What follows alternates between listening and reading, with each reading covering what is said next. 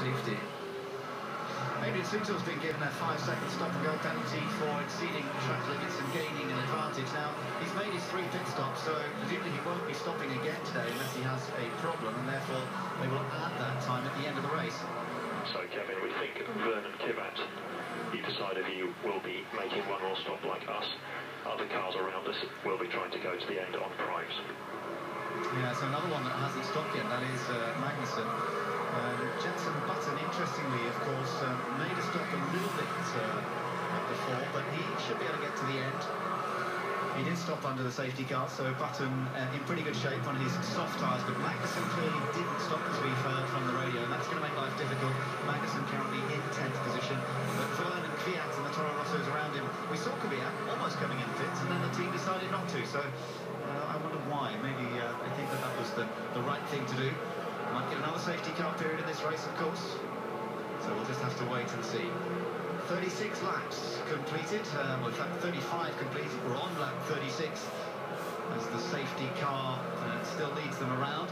This race gets very close to the 2-hour mark, normally anyway, even without much safety car period. So this will push the race right up to the 2-hour mark, I would think. We'll just have to keep an eye on that as we get towards the latter stages. And teams will be calculating that all the way through the Grand Prix. Vital information, of course, to know whether it's going to be 2 hours or 61 laps in terms of how they run their strategy and in terms of fuel consumption as well, how much fuel they have available to them. Perez radio. Checo, just for information, Sutil has been given a 5-second penalty. Well, you should have done that. You put me on the one.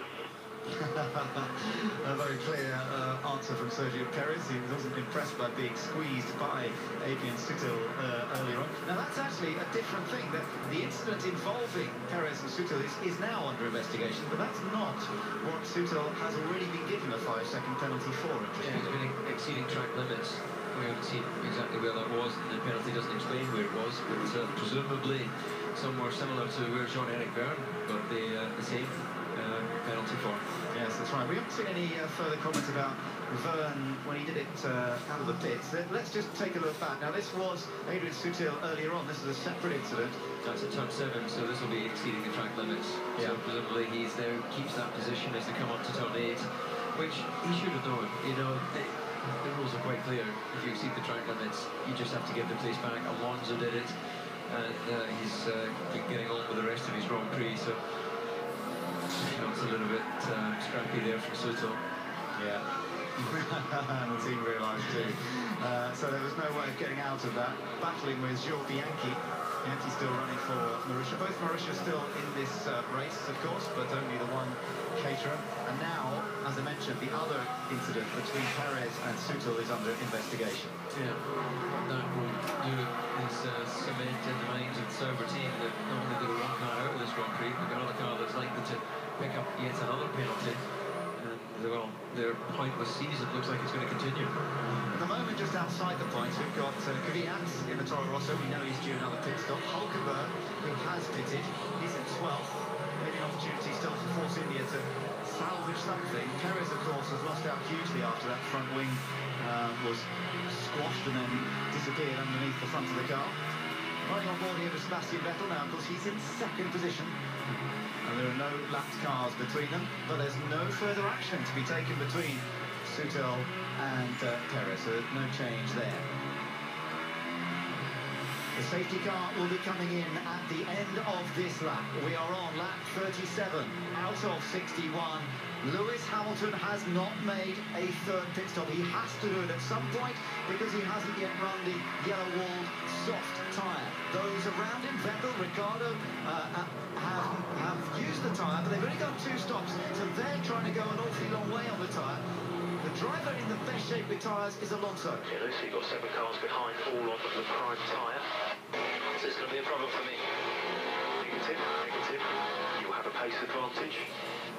Well, they're hoping that he will be able to do what Vettel did here last year and build up enough of an advantage to earn himself a free pit stop. Yeah, but the time in pit lane, you know, is for 26, 27 seconds, depending on how slick they are. So that's a lot of time that he has to try and make up. He hasn't shown any signs of that so far.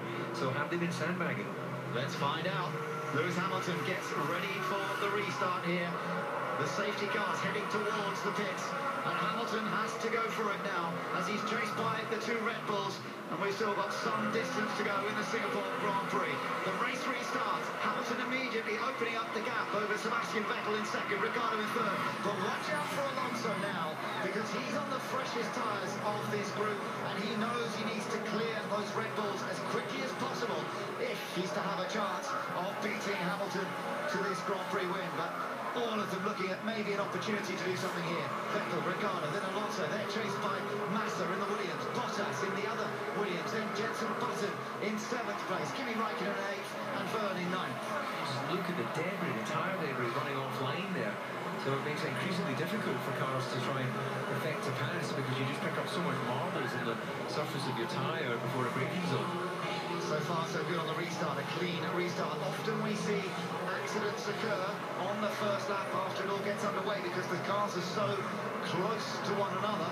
But so far so good. Kvyat going through the shot. He's in 11th place. He's due another pit stop, we know. And right behind Vergne is Kevin Magnussen looking racy again, and he has a little look down the inside. No, can't do that. Too tight into that chicane. But interestingly, Daniel Ricciardo's been told, don't go crazy, it might be a long stint.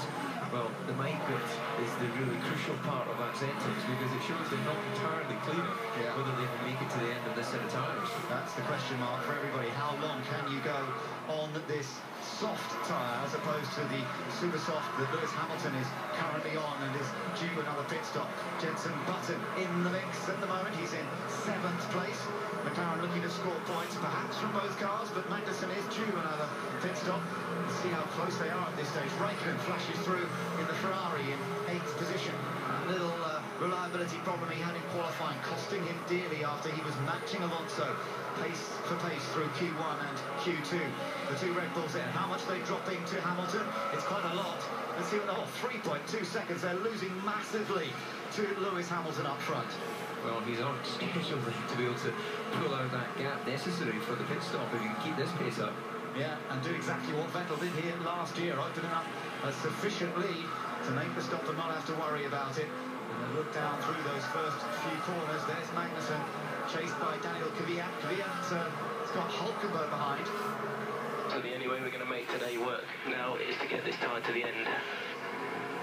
Now, Bottas is really admired within that Williams team for his ability to know exactly how far he can go on the tyre, and he's astonished the engineers and being able to say, well guys, I know I've got 5 laps, and he's absolutely right when he does it. So they know they can put a bit of pressure on him and he will respond and give them as much as he can. The question is, will the tyre last that full distance to the end of the Grand Prix? That's what we're going to find out. Well, no amount of skill gets around the fact that these tyres wear even on the straights. So never mind the corners where you put on the maximum load. But we know from the infrared cameras that you get this huge amount of heat build-up in the inner edges of all the tyres. And that's just the friction, the speed, everything. So they're wearing every time you do this 5-kilometre circuit, even behind the safety car. Not as much, of course, but you're still losing part of the performance of the tyre. I think that's a long, long way for Bottas to try and make it this afternoon. It is a long way. Well, let's wait and see what happens. He's already done 15 laps on those tyres, so surely he's going to need another stop. Hamilton just up front trying to open up. He's being told that he needs to do another 6 or 7 laps, but it might change.